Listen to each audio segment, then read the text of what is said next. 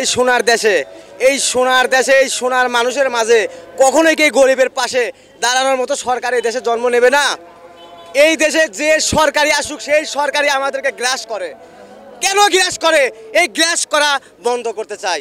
এই দেশে আমরা বাঁচতে চাই স্বাধীনভাবে, আমরা স্বাধীনভাবে থাকতে চাই, স্বাধীনভাবে চলতে চাই।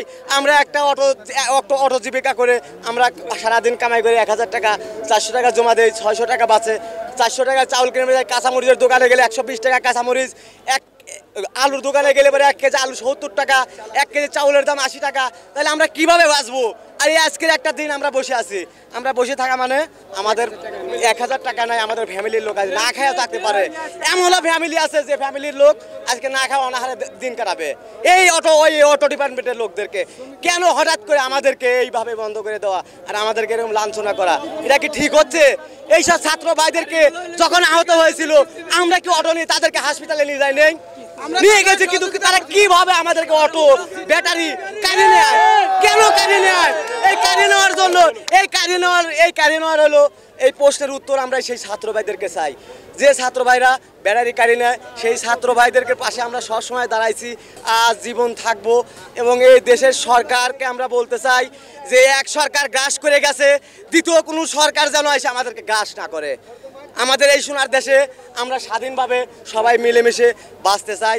আমাদের অটো গাড়ি চলতে দিতে হবে এবং চলতে আমাদের কর্ম আমাদেরকে ফিরে দিতে হবে।